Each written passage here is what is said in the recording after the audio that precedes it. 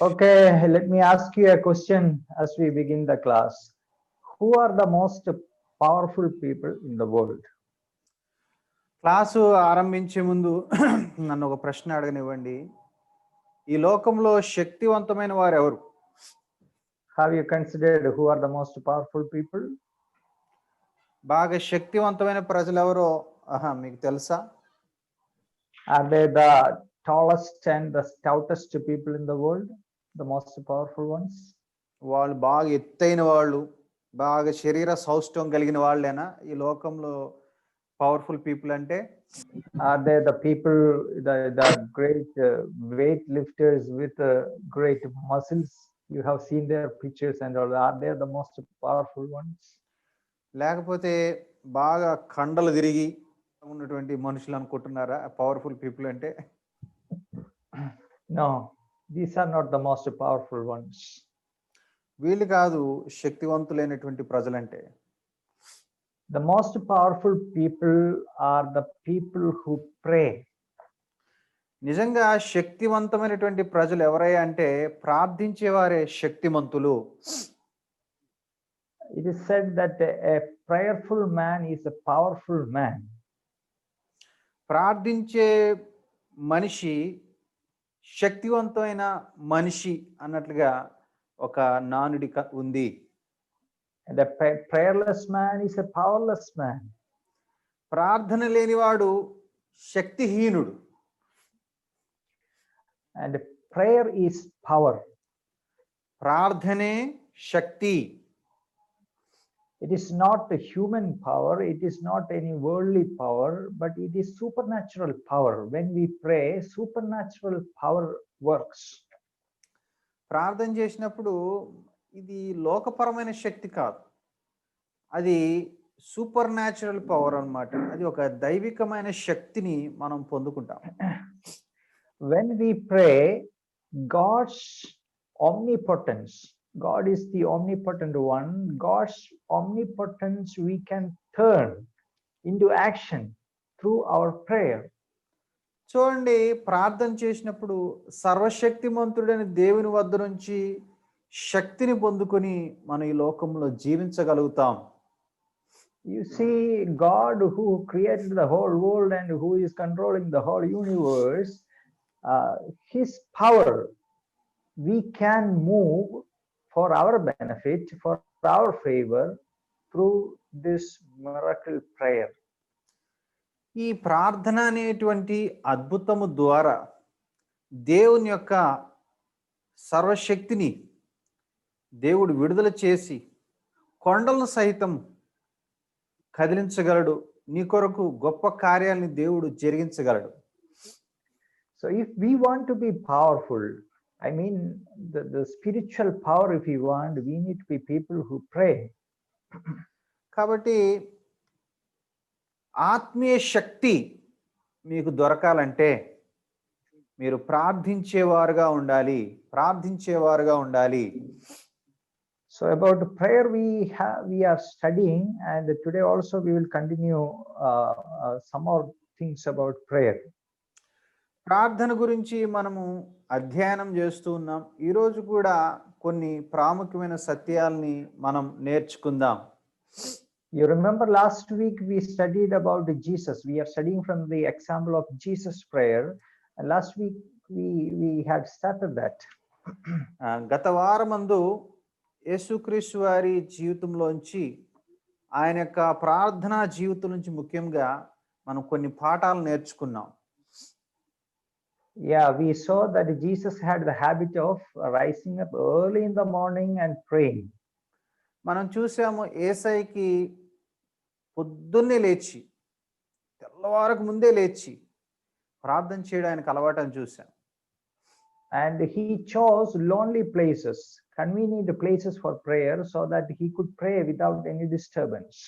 అయితే ఆయన ప్రార్థన చేయడానికి ఒంటరి ప్రదేశాలని ఎన్నుకునేవారు, ఎటువంటి డిస్టర్బెన్స్ లేకుండా ప్రశాంతంగా ప్రార్థన చేసుకోవడానికి.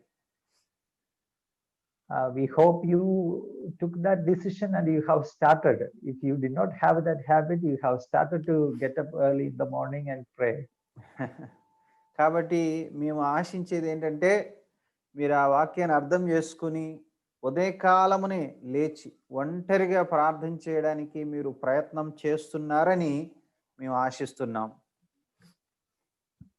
Okay, let us look into some more very remarkable habits in our Lord's prayer life. ఈ సమయంలో ప్రార్థన జీవితానికి సంబంధించినటువంటి మరికొన్ని ప్రాముఖ్యమైన విషయాన్ని మనం నేర్చుకుందాం. When our Lord Jesus Christ was here on the earth, before taking important decisions, he spent much time in prayer. చూడండి, యేసుక్రీస్తు ప్రభువారు ఈ భూలోకానికి వచ్చినప్పుడు ఆయన ఎక్కువ సమయం ప్రార్థనలోనే గడిపేవారు. Let us read from Luke chapter 6 verse 12 and 13. లూకా సువార్త 6వ అధ్యాయము 13వ వచనం చదువుకుందాం. లూకా సువార్త 6వ అధ్యాయము 13వ వచనం.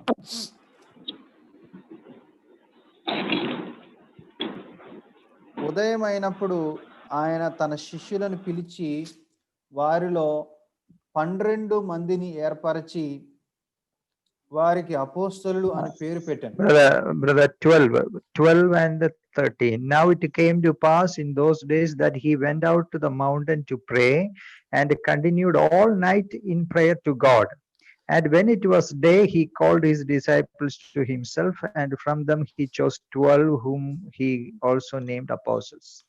చూడండి, ఈ లూకా సువార్త 6వ అధ్యాయము 12, 13 వచనం మనం చదువుకుంటే, ఆ దినములయందు ఆయన ప్రార్థన చేయుటకు కొండకు వెళ్ళి దేవుని ప్రార్థించుటయందు రాత్రి గడిపాను. ఉదయమైనప్పుడు ఆయన తన శిష్యులను పిలిచి వారిలో 12 మందిని ఏర్పరిచి వారికి అపోస్తలులు అని పేరు పెట్టెను. So Jesus went to the mountain and we read that he spent the whole night in prayer. యేసయ్య కొండ మీదకి వెళ్ళి రాత్రంతా కూడా ప్రార్థనలో గడిపినట్లుగా మనకు అర్థమవుతుంది. Why Jesus spent the whole night in prayer? యేసయ్య రాత్రంతా ఎందుకు ఆ కొండ వద్ద ప్రార్థనలో గడపాలి? Because next day he had to take a very important decision. ఎందుకంటే తర్వాతి దినం ఆయన చాలా ప్రాముఖ్యమైన ఒక నిర్ణయాన్ని తీసుకోబోతూ ఉన్నారు కాబట్టి. And what was that decision? Do you know? He was going to choose 12 apostles from among many disciples. ఆయన వద్ద ఉన్నటువంటి అనేక మంది శిష్యుల్లోంచి 12 మందిని యేసయ్య సెలెక్ట్ చేసుకోబోతూ ఉన్నారు. So there were many people who were following Jesus, but from them he wanted to choose 12 people. అక్కడ చాలా మంది ఉన్నారు, కానీ వాళ్ళు 12 మందిని ఆయన సెలెక్ట్ చేసుకోవాలి. ఆ 12 మంది ఎవరు అన్న దానికోసం ఆయన ప్రార్థనలు గడుపుతున్నారు. And we read that the next morning he called his disciples to himself, and from them he chose the 12 people and named them apostles. ఆ తర్వాతి రోజున మార్నింగ్ యేసయ్య ఆ శిష్యులందరినీ పిలిచి వాళ్ళలోంచి 12 మందిని సెలెక్ట్ చేసుకోవడం మనం ఇక్కడ గమనించవచ్చు. Because this is a very important decision concerning the ministry. ఎందుకంటే యేసయ్య పరిచర్యకు సంబంధించి ఇది చాలా చాలా ప్రాముఖ్యమైనటువంటి విషయం. Next 3 years Jesus is going to train these people, and the evangelism of the world is going to be entrusted with these people. తర్వాత 3 సంవత్సరాలు యేసుప్రభు వారు వీరిని ఈ 12 మందిని తర్ఫీదు చేయబోతా ఉన్నారు. వీళ్ళు 12 మందికి ట్రైనింగ్ ఇవ్వబోతూ ఉన్నారు. తద్వారా వీళ్ళ ద్వారా ప్రపంచం అంతా కూడా సువార్త పరిచర్య జరగాలన్నది దేవుని యొక్క సంకల్పం. Dear brothers and sisters, let us ask you, do you spend a considerable amount of time before taking major decisions in your life? కాబట్టి ప్రియ సహోదరి సహోదరులారా, మీ జీవితంలో చాలా కీలకమైన నిర్ణయాలు తీసుకునేటప్పుడు, ఒక ప్రాముఖ్యమైన నిర్ణయం తీసుకునేటప్పుడు మీరు ప్రార్థనాపూర్వకంగా మీరు ఆ నిర్ణయం తీసుకుంటున్నారా లేదా? దాని కొరకు కావలసినంత సమయాన్ని ప్రార్థనలో గడుపుతున్నారా లేదా? ఒక్కసారి ఆలోచించండి. You know, some decisions are very important decisions. They may be affecting our future life, they may be affecting the coming generations, and they may even affect our life after this world. చూడండి, మీ జీవితంలో మీరు తీసుకునేటువంటి కొన్ని నిర్ణయాలు మీ జీవితం మొత్తం కూడా అది దాని యొక్క ఎఫెక్ట్ ఉంటుంది. అలాగే అంత మాత్రం కాదు, ఈ జీవం తర్వాత లేకపోతే ఈ ఈ ఈ యొక్క జీవితం తర్వాత కూడా మన జీవితం కొనసాగుతుంది కాబట్టి ఆ నిత్యత్వం మీద కూడా దాని యొక్క ఎఫెక్ట్ అనేది ఆధారపడి ఉంటుందనే విషయాన్ని గమనించాలి. For example, if you are taking a decision about marriage, that is a major decision which is going to affect not only your life, is going to affect the coming generations also. చూడండి, మీరు వివాహ విషయం ఆలోచిద్దాం. వివాహ విషయంలో మీరు సరైన నిర్ణయం కనుక తీసుకోకపోతే అది మీ జీవితాన్ని బాధించడం మాత్రం కాదు, మీ తరతరాలు కూడా బాధించబడతాయి. Many people, I doubt whether they spend time before God and know the will of God and go into a decision, or all of a sudden they have some other considerations. Some people say to them, "Oh, okay," they immediately go and take the decision and go for marriage. Is it that way? కాబట్టి కొంతమంది ఏం చేస్తారంటే, ఒక proposal రాగానే చూస్తారు, ఇష్టపడతారు, ఏదో కొంతమంది చెప్పగానే ఇష్టపడి త్వరగా ముందుకెళ్ళిపోతూ ఉంటారు, ప్రార్థన చేయకుండా నిర్ణయాలు తీసుకుంటారు. ఆ రకంగానే మనం ముందుకెళ్ళేది. It should not be that way. It should not be that way. Whatever decision we are going to take in our life, major decisions or minor decisions, we have to pray. కాబట్టి మన జీవితంలో major decisions తీసుకున్నప్పుడు, పెద్ద పెద్ద నిర్ణయాలు తీసుకునేటప్పుడు కంపల్సరిగా దానికోసము తగినంతగా ప్రార్థన చేసిన తర్వాతే నిర్ణయం తీసుకోవాలి. Let us make sure that we are not taking the decisions of any selfish motive or because of any worldly influence, but make sure that it is God's will. కాబట్టి మనం తీసుకునేటువంటి నిర్ణయాలు ఏదో మనకు నచ్చాయనో లేదా లోకానుసారంగా వెళ్ళడం కాదు, మనకు నచ్చాయని కాదు, లేదా లోకానుసారంగా మనం వెళ్ళడం కాదు.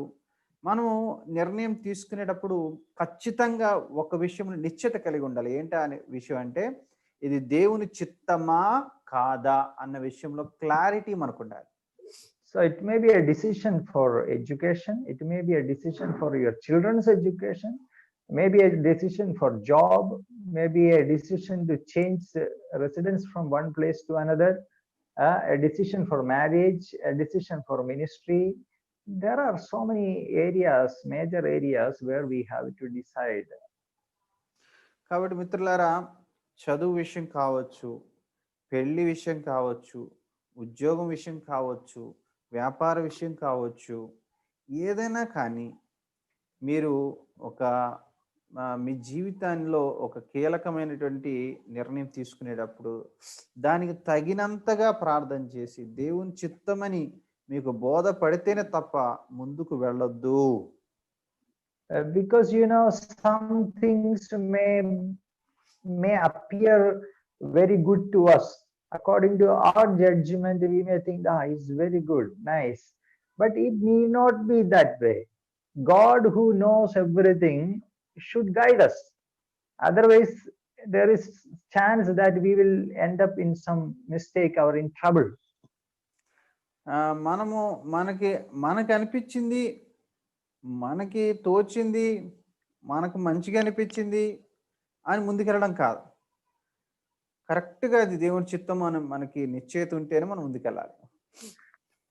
Once we are sure that it is God's will, then whatever comes in the way, we can have that courage and confidence.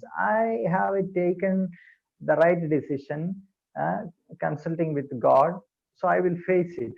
There is no need of any regret, there is no need of any doubt, no need.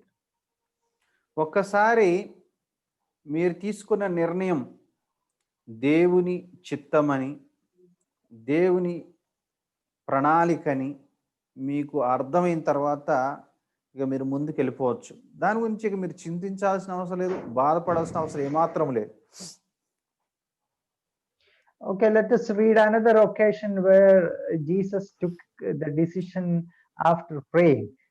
Please take a Mark, the Gospel of Mark, chapter 1, verse 35 to 38. ఇప్పుడు ఈ సమయంలో mark సువార్త 1వ అధ్యాయము 35 నుంచి 38 వరకు మనం చదువుకుందాం.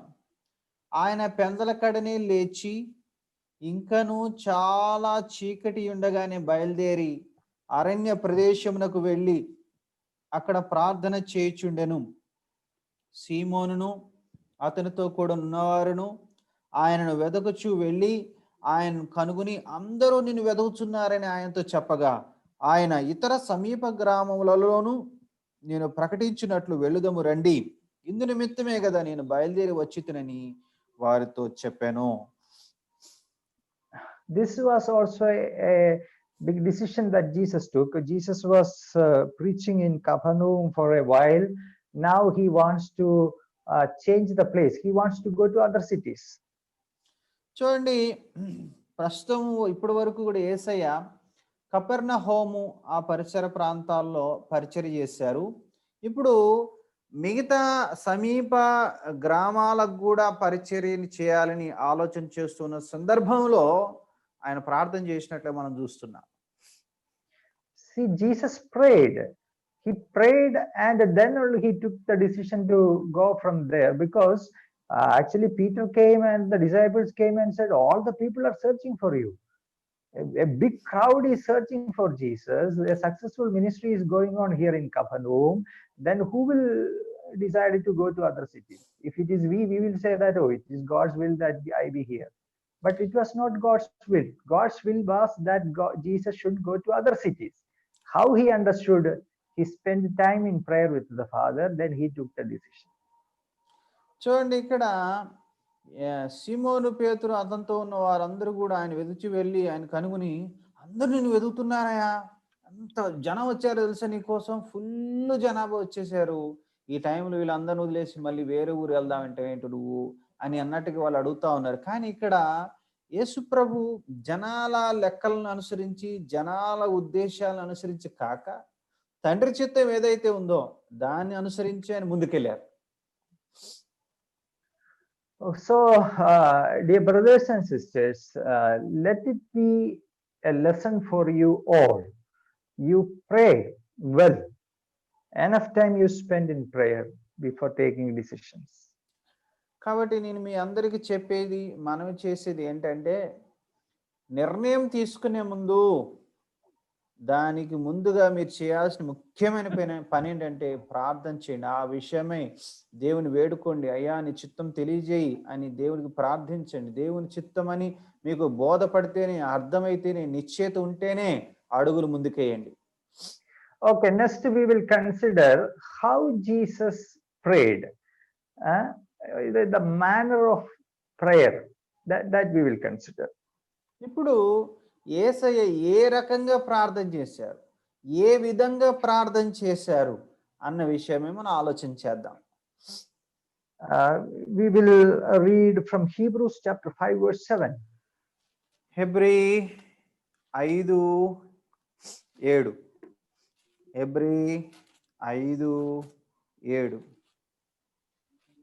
Maybe Telugu, I don't know, brother, whether it is verse 7. Same correct. Please see. Hebrew 5:7. శరీరధారి అయి ఉన్న దినములలో మహారోదనముతోనూ కన్నీళ్లతోనూ తన్ను మరణము నుండి రక్షింపగలవానికి ప్రార్థనలను యాచనలను సమర్పించి భయభక్తులు కలిగి ఉన్నందున ఆయన అంగీకరింపబడెను.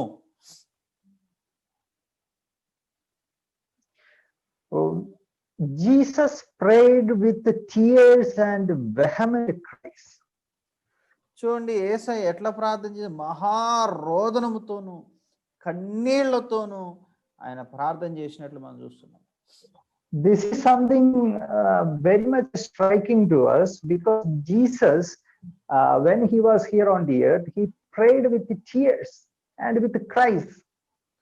చూడండి, యేసుక్రీస్తు ప్రభువారు ఈ భూలోకంలో జీవించినప్పుడు ఆయన ఎంతగానో ఆ మహారోదనముతో కన్నీళ్లతో ఆయన ప్రార్థన చేశారని మనం స్పష్టంగా లేఖనాల్లో చూస్తున్నాం. So this is a big example before us. Actually, this has to humble us how we pray. ఇది నిజంగా మన ముందు ఒక గొప్ప పాఠము. ఇది మనల్ని ఏం చేయాలంటే దీన మనస్కులుగా మనల్ని మార్చాల్సిన పరిస్థితి ఈ వాక్యం ద్వారా మనకి కలగాలి. So here is a lesson that prayer should not be simply uttering words, but prayer should be fervent. It should be fervent and enthusiastic. ఈ యొక్క మాటను బట్టి మనం అర్థం చేసుకోవాల్సిన ప్రార్థన అంటే ఏదో పెదాల ద్వారా కొన్ని మాటల్ని పలకడం అని కాదు, అది హృదయంలోంచి మన హృదయ అంతరంగంలోంచి బయటికి రావాల్సింది అన్న విషయం మీరు అర్థం చేసుకోవాలి. So many people have a wrong idea that if they make some noise or some very beautiful words, attractive words, and if they show some actions, it is prayer. No, that is not prayer which God wants.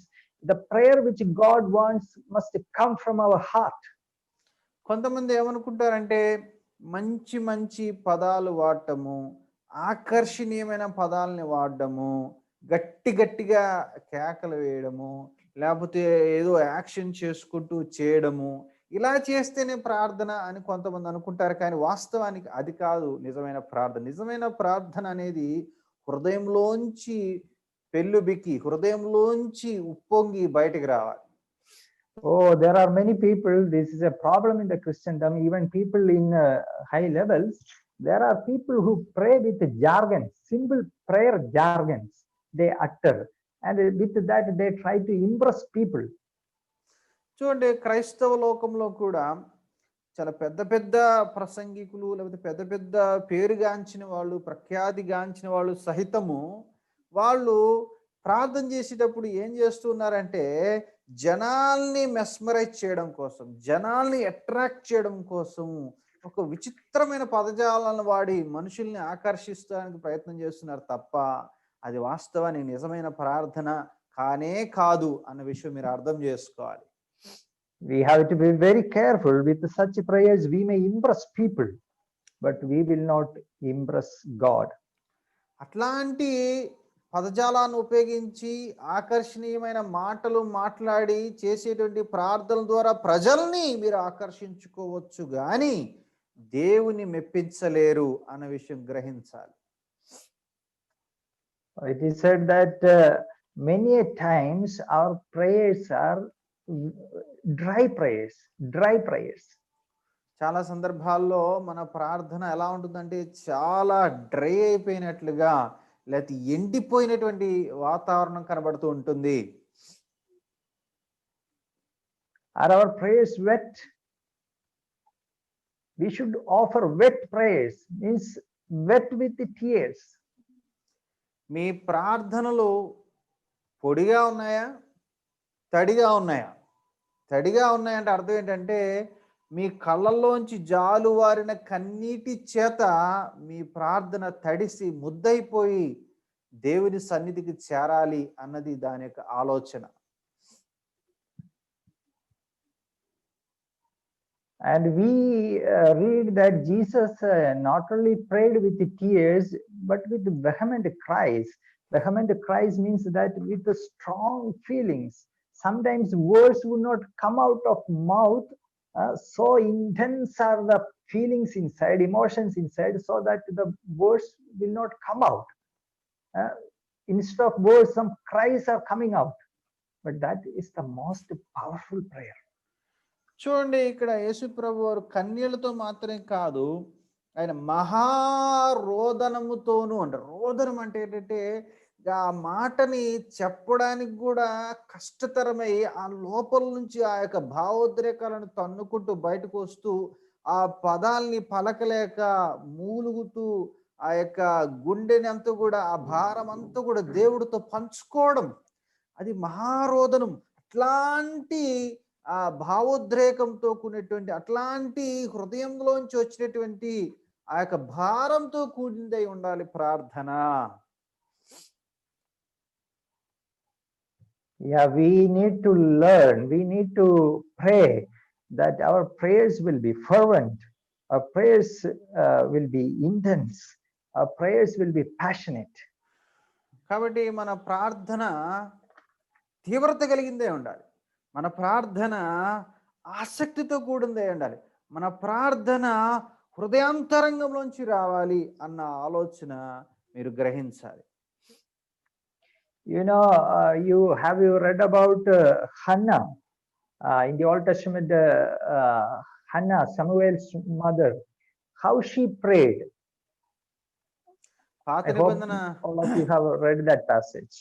పాత నిబంధన కాలంలో హన్న అనే ఒక స్త్రీ ఉంటది. ఆమె ఎట్లా ప్రార్థన చేసిందో మీరు విన్నారా? గుర్తుందా మీకు? When she prayed, her heart was so filled with the sorrow and intense emotions. Words did not come out of her mouth. Only her lips were just shivering. Only that. But that was one of the most effective and intense prayers ever offered. Hannah తను ప్రార్థన చేస్తుంది దేవాలయంలో. ఆ ప్రార్థన చేసేటప్పుడు ఆమె ఏం మాట్లాడుతుందో అర్థం కావట్లేదు. ఆ పదాలు బయటకు కూడా వినపట్లేదు. ఏదో పెదాలు కదులుతున్నట్టుగా అనిపిస్తుంది. ఆమంతా కూడా కన్నీటితో నిండిపోయి, హృదయం అంతా కూడా భారంతో నిండిపోయి, దేవుని సన్నిధిలో మొరపెట్టుకుంటూ రోదనము చేస్తా ఉన్నది. ఆ యొక్క ప్రార్థన ఎంత శక్తివంతమైందంటే అద్భుతమైనటువంటి ఫలాన్ని ఆమెకి ఇచ్చింది. The answer to her prayer was Prophet Samuel, one of the mightiest prophets in the history of Israel. ఆమె అలా మహారోదనంతో ఏడ్చుకుంటూ కన్నీళ్లతో చేసినటువంటి ఆ ప్రార్థన ఫలితం ఏంటో తెలుసా మీకు? ఇశ్రాయేలు ప్రజల్ని సన్మార్గంలో నడిపించడానికి పుట్టినటువంటి ప్రవక్త సమూయేలు ఆమె యొక్క ప్రార్థన ఫలితంగా ఆమె కడుపులో పడ్డాడు. David was king in Israel. దావీదు ఇశ్రాయేలుకి రాజు. And he also was a man of prayer. తను కూడా గొప్ప ప్రార్థనాపరుడు. Many of the psalms which he wrote are actually prayers, intense prayers to God. ఆయన రాసినటువంటి కీర్తనలు, అనేకమైన కీర్తనలు చాలా తీవ్రతతో రాసినటువంటి ప్రార్థనలు. And how he prayed, maybe some verses which he himself says about his prayer will really will strike us, how he prayed. ఆయన కీర్తనలో ఉన్నటువంటి కొన్ని వచనాలు మనం చదివినట్లయితే ఆ ప్రార్థన అనేది ఎంత బలంగా ఉందో, ఆయన ప్రార్థన జీవితం ఎంత గొప్పగా ఉందో మనం అర్థం చేసుకోవచ్చు. Let us read from Psalm 56, 2 verses. Psalm 56 verse 8 and 9. 56వ కీర్తన 8-9 వచనాలు చదువుకుందాం. 56వ కీర్తన 8-9 వచనాలు చదువుకుందాం. నా సంచారములను నీవు లెక్కించి ఉన్నావు, నా కన్నీళ్లు నీ బుడ్డిలో నుంచబడి ఉన్నాయి, అవి నీ కవిలెలో కనబడును గదా. నేను మొరపెట్టు దినమున నా శత్రువులు వెనుకకు తిరుగుదురు, దేవుడు నా పక్షమున ఉన్నాడని నాకు తెలియను.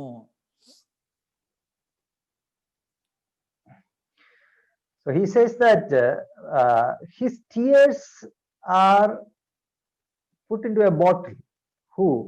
You number my wanderings, put my tears into your bottle. So God has a bottle with him, and the tears of David is collected in that bottle.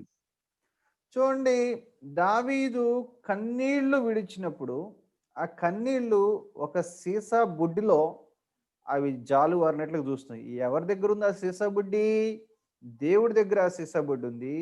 దావీదు కన్నీళ్ళు వెళ్ళి అందులో పడ్డాయి. You just imagine, suppose God is having a bottle each for each person. For you a bottle, for me a bottle, for everybody a bottle. And the tears that we shed in our prayer, that he is going to collect in that bottle, okay? In each bottle our name is written. How much tears will be there in our bottle? చూడండి, దేవుడు ఒక్కొక్కరికి ఒక్కొక్క బాటిల్ని పెట్టుకున్నాడు అనుకుందాం. ఒక సీసా బుడ్డిని పెట్టుకున్నాడు అనుకుందాం. ఆ సీసా బుడ్డి మీద నీకో సీసా, ఇంకొకరికి ఒక్కొక్కరికి ఒక్కో సీసా ఏర్పరిచి ఒక్కొక్క సీసా మీద మన పేరు రాసాడు అనుకుందాం. అయితే నీ సీసా బుడ్డిలో ఎంత ఎంత నీరు ఉంటుందని నువ్వు అనుకుంటున్నావు? I'm sure that most of our bottles are dry because we don't shed tears. నేను అనుకుంటున్నాను మనలో చాలా మంది సీసాలు ఖాళీగా ఎండిపోయినట్టుగా ఉంటాయి. అందులో ఏమాత్రం తడి కూడా కనబడదు అని. See, brothers and sisters, maybe that is an imaginary thing, but the point is David prayed with much tears. కాబట్టి నేను చెప్పింది ఊహాత్మకమైనటువంటి విషయం కావచ్చులే కానీ దావీదు మాత్రం కన్నీళ్లు విడవడం అనేది వాస్తవం. Another psalm, Psalm number 6, verse 6. 6వ కీర్తన 6వ వచనం. 6వ కీర్తన 6వ వచనం. నేను మూలుగుచు అలసి ఉన్నాను, ప్రతి రాత్రియు కన్నీరు విడుచుచు నా పరుపు తేలజేయుచున్నాను, నా కన్నీళ్ల చేత నా పడక కొట్టుకొని పోవుచున్నది.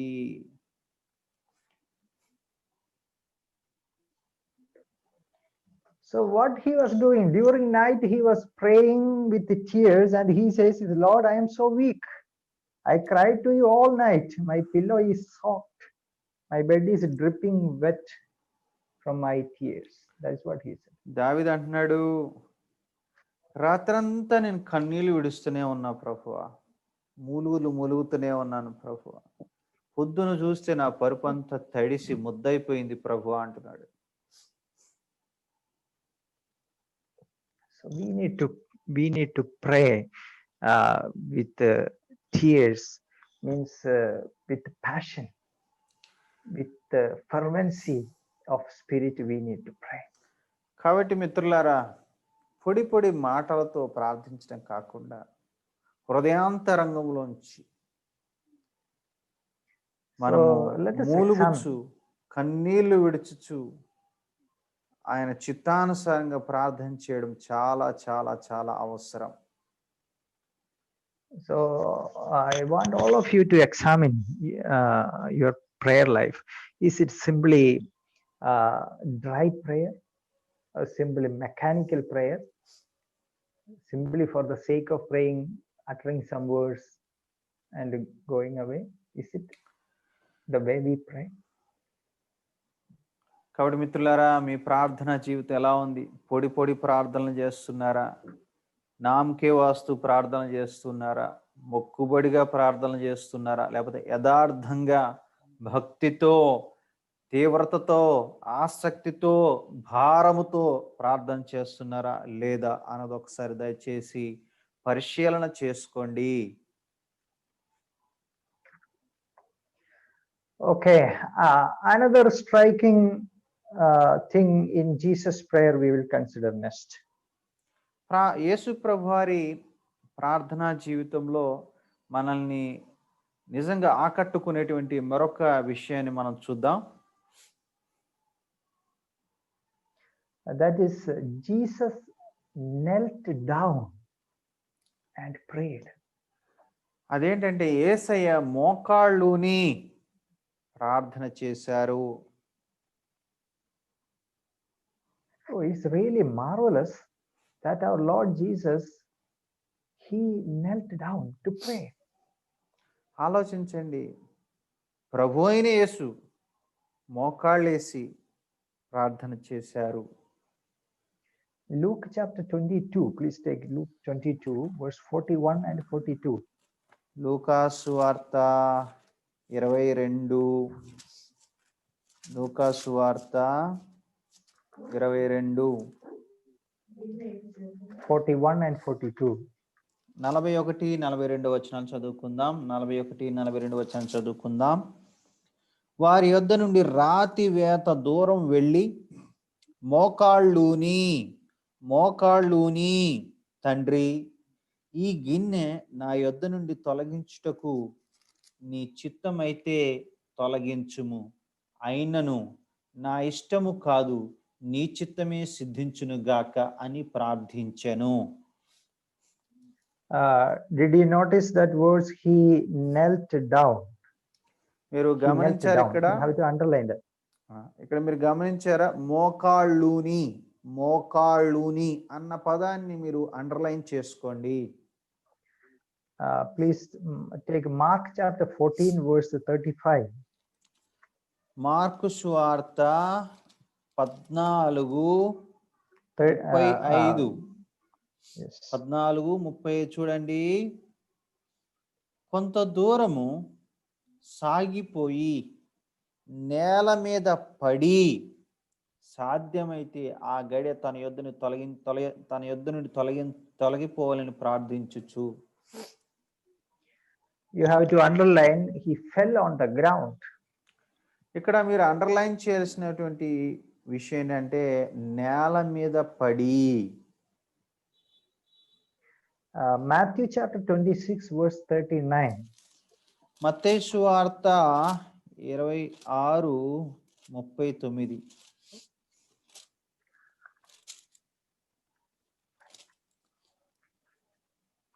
మత్తయి సువార్త 26:39. కొంత దూరం వెళ్ళి సాగిలపడి నా తండ్రి, సాధ్యమైతే ఈ గిన్నె నా యొద్ద నుండి తొలగిపోనిమ్ము, అయినను నా ఇష్ట ప్రకారము కాదు నీ చిత్త ప్రకారమే కానిమ్మని ప్రార్థించెను.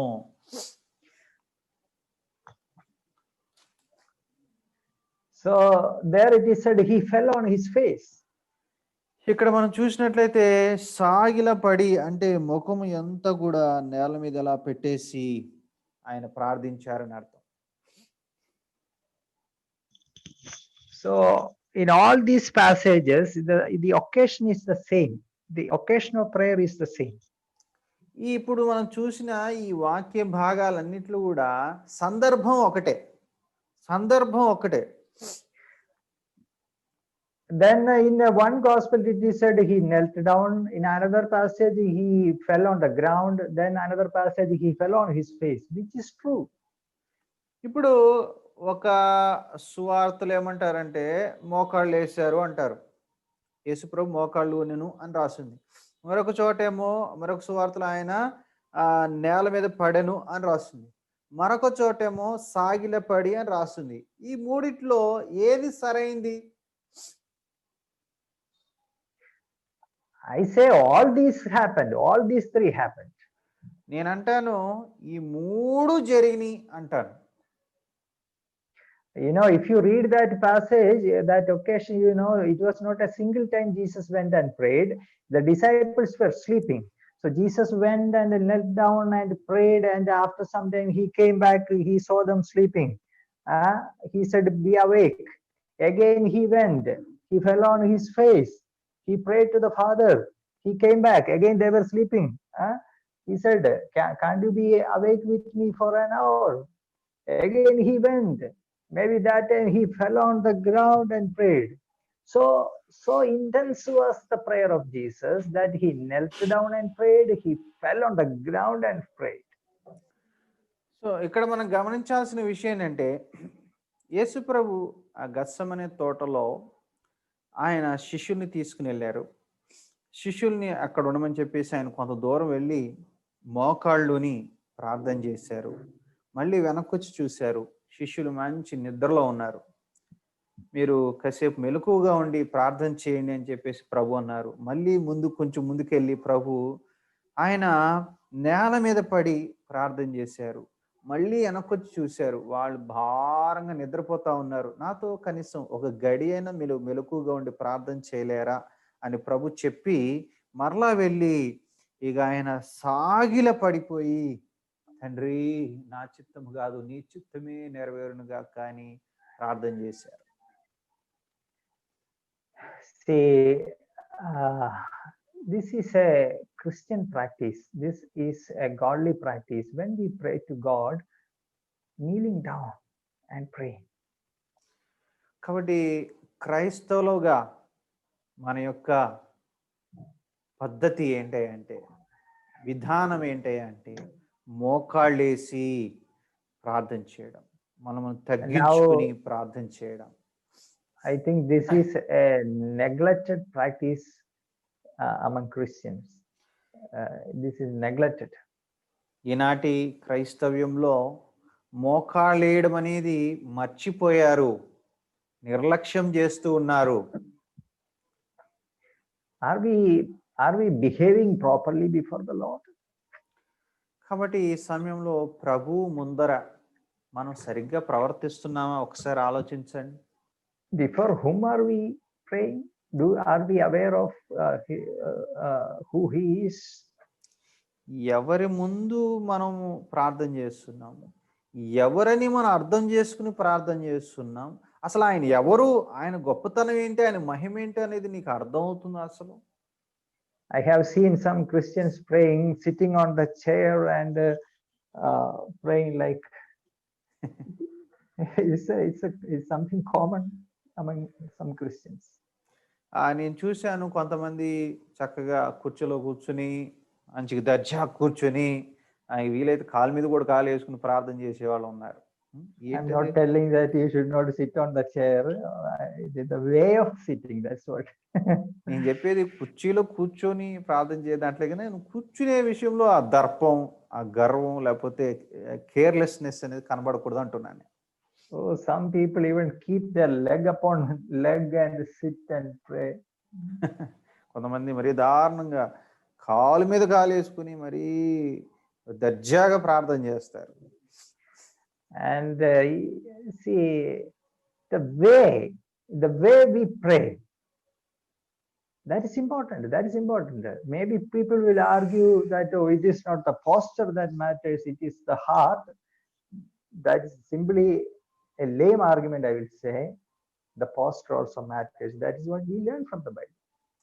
కొంతమంది ఏమంటారంటే, నువ్వు ఏ పొజిషన్లో ఉన్నావు, నీ శరీర భంగిమ ఎలా ఉంది అన్నది ఇంపార్టెంట్ కాదు, నీ హృదయం ముఖ్యం రా భయ్ అని చెప్పేసి అనొచ్చు. కానీ హృదయం ముఖ్యమే, కానీ శరీర భంగిమ కూడా ఇంపార్టెంట్. అంటే మోకాళ్ళు వేయడము, సాగిల పట్టము, నేల మీద పట్టము అని యేసు ప్రభు యొక్క శరీర భంగిమల గురించి మనం చదువుతున్నాం కదా. అలాగే మనం కూడా శరీరాన్ని ఒక నిర్దిష్టమైనటువంటి దీన స్థితికి తీసుకువెళ్ళి మనం ప్రార్థన చేయడం కూడా అవసరం నేను నమ్ముతాను. Will you go to a police station and speak to a police inspector? You take the chair there and you will speak to him. Police station. Will you go to a minister's office and you will stand like this and talk to him? We won't do that. We know how to behave humbly. We know. చూడండి, మీరు ఒక police స్టేషన్కి వెళ్ళారు, ఒక SI ముందు మీరు నిలబడితే SI ముందు కుర్చీలో కూర్చుని కాలు మీద గాలి వేసుకుని చెప్పు ఎస్ఐ అని మాట్లాడతావు. నువ్వు మాట్లాడవు కదా. లేకపోతే ఒక మినిస్టర్ దగ్గరికి వెళ్ళి నీ ఇష్టం వచ్చినట్టు సరదా నిలబడుతూ ఇష్టం వచ్చినట్టు మాట్లాడతావా? అక్కడ అబ్బో చచ్చి అతి వినయం నటించేవి మనం, చాలా మర్యాదస్తులు అయిపోవు మనం. అంటే ఒక ఎస్ఐ కంటే ఒక మినిస్టర్ కంటే దేవుడు తక్కువ అయిపోయాడా నీకు? అంత చులకన దేవుడు అంటే నీకు? How can't we be humble before the Lord God of heaven? మరి భూమి ఆకాశమును సృజించినటువంటి దేవుని దగ్గర ఎంత వినమ్రతతో, ఎంత దీన మనస్కులమై, ఎంత తగ్గింపుతో మనం ఉండాలో ఒక్కసారి ఆలోచించండి. Spurgeon, there was a great man of God by name Spurgeon, C.H. Spurgeon. He said, okay, you are coming before the throne of grace, but don't forget that it is a throne. కాబట్టి Spurgeon అటువంటి గొప్ప ప్రసంగికుడు ఆయన ఏమన్నాడంటే, మనం కృపా సింహాసనం దగ్గరికి వెళ్తున్నాం, ధైర్యంగా వెళ్దాం, కానీ గుర్తుపెట్టుకోండి అది సింహాసనము, సింహాసనము అన్న విషయం మర్చిపోవద్దు అన్నాడు. So this is a very, very good practice, a Christian practice, kneeling down and praying. There are so many references. If you take, we don't have time for that. Daniel, for example, you take Daniel had the habit of kneeling down and praying 3 times a day. కాబట్టి మోకాళ్ళేసి ప్రార్థన చేయడం, మోకాళ్ళుని ప్రార్థన చేయడానికి బైబిల్లో చాలా చాలా examples ఉన్నాయి, చాలా చాలా రెఫరెన్సెస్ ఉన్నాయి. అవన్నీ చూడడానికి మన సమయం లేదు. కానీ ఒక ఎగ్జాంపుల్ ఎవరంటే దానియేలు మోకాళ్ళేసి ప్రార్థన చేసినట్లు మనం చూస్తాం. If you want to write down, you can just note down the reference. No need to read. Daniel chapter 6 verse 10. We read that Daniel knelt down and prayed. మనము ఈ వచనాన్ని నోట్ చేసుకోండి. దానియేలు 6:10, దానియేలు 6:10లో మనం చూసినట్లయితే దానియేలు మోకాళ్ళుని ప్రార్థన చేసినట్లు మనం చూస్తాం. Apostle Paul had the habit of kneeling down and praying. అపోస్తలుడు పౌలు గారు కూడా మోకాళ్ళేసి ప్రార్థన చేసే అలవాటుని ఆయన కలిగి ఉన్నారు. And there are hundreds and hundreds of holy men and women who had that habit of kneeling down and praying. కాబట్టి వందల కొలది భక్తులు, విశ్వాసులు మోకాళ్ళేసి ప్రార్థన చేసే అలవాటుని వాళ్ళు కలిగి ఉన్నారు. In our own country, in your own place, there was a great man of prayer, Bhakta Singh. Brother Bhakta Singh had that habit of kneeling for hours and hours and praying to God. కాబట్టి మన దేశంలో, మన ప్రాంతాల్లో పరిచయం చేసినటువంటి గొప్ప దైవజనులు భక్త సింగ్ గారు. భక్త సింగ్ గారు ప్రభు సన్నిధిలో మోకాళ్ళుని గంటలు గంటలు ప్రార్థన చేసేవారు. So it is said that even the devil fears a kneeling Christian. The devil trembles when he sees a Christian kneeling down. కాబట్టి ఒక మాట ఏంటంటే, ఎప్పుడైతే ఒక క్రైస్తవుడు మోకాళ్ళేసి ప్రార్థన చేస్తాడో సైతాను గడగడగడ గజగజ వణికిపోతాడట. Because he is afraid what this child of God is going to ask and what his heavenly Father is going to give him. సైతాను భయపడే దేనికంటే, ఈ దేవుని బిడ్డ దేవుణ్ణి ఏమడిగేస్తాడో, ఆ పరలోకపు తండ్రి ఈ దేవుని బిడ్డ మొర ఆలకించి ఏమిచ్చేస్తాడో అనేటువంటి ఒక భయం సైతానుకు ఉంటది. He is not that much concerned about your Bible knowledge. No, he is not concerned about the things which you are doing, but he is concerned about your kneeling down and praying, because he knows without prayer knowledge is nothing, work is nothing. But when a person kneels down, he is afraid. చూడండి, నీకు ఎంత Bible knowledge ఉన్నా వాడు పెద్ద పట్టించుకోడు. ఆయనకి ఎంత theology తెలిసినా పెద్ద పట్టించుకోడు. కానీ నువ్వు మోకాళ్ళేసి ప్రార్థన చేసావనుకో, వాడికి షివరింగ్ స్టార్ట్ అయ్యిద్ది. So there is power in prayer. కాబట్టి మిత్రులారా, ప్రార్థనలో శక్తి దాగి ఉన్నది. Without prayer there will be no power. ప్రార్థన చేయకపోతే దేవుని వద్ద నుంచి శక్తిని పొందుకోలేం. Let us learn from our Lord Jesus Christ to pray. మన ప్రభు అయిన యేసుక్రీస్తు వారి దగ్గర నుంచి ప్రార్థన చేయడం ఎలాగో మనం నేర్చుకోవాలి. Let us examine where we have to improve in our prayer life. మన ప్రార్థన జీవితంలో ఏ ఏ విషయాల్లో మనము మెరుగుపరుచుకోవాలో, ఏ విషయాల్లో మనము సరి చేసుకోవాలో వాటిని గుర్తించి ఆ విషయాల్లో జాగ్రత్త పడదాం. It is not dry prayers that we offer, but let us offer wet prayers. పొడి పొడి ప్రార్థనలు కాక తడి తడి ప్రార్థనలు, అంటే కన్నీటితో నిండిన ప్రార్థనల్ని దేవునికి మనం సమర్పిద్దాం. And if we learn to pray, there's no doubt that our whole life will be changed. Our whole ministry will be changed. And we will experience power in every area of our life. మనము సరిగ్గా ప్రార్థన చేస్తే దేవుని వద్ద నుంచి శక్తిని పొందుకుంటాం. అద్భుతమైన కార్యాలు మన జీవితాల్లో చూస్తాం అన్నది మీరు దయచేసి గుర్తించండి. And maybe without prayer we are trying hard and we are not able to achieve anything.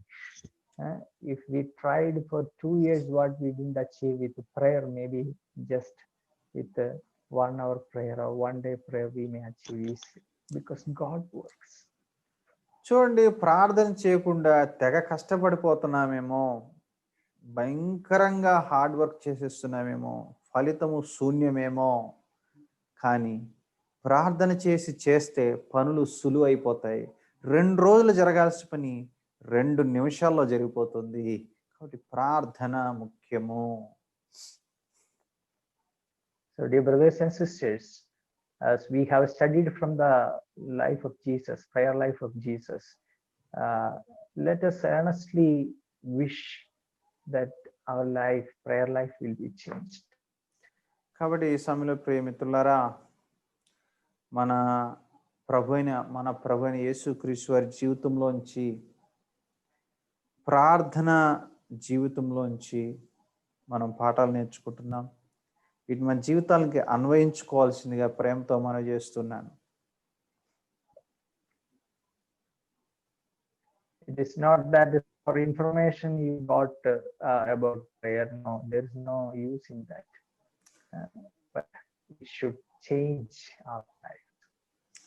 ఇది ప్రార్థన సంబంధించిన సమాచారం మీ బుర్రలోకి ఎక్కింది, మీకు అందింది అన్న ఆలోచన కాకుండా, ఇది నా జీవితంలో నేను ఆచరణలో పెట్టాలి, దీనిని అభ్యాసము చేయాలి అన్న ఆలోచనతో మనం ఉండటం చాలా చాలా మంచిది. Pray that God blesses us with these words.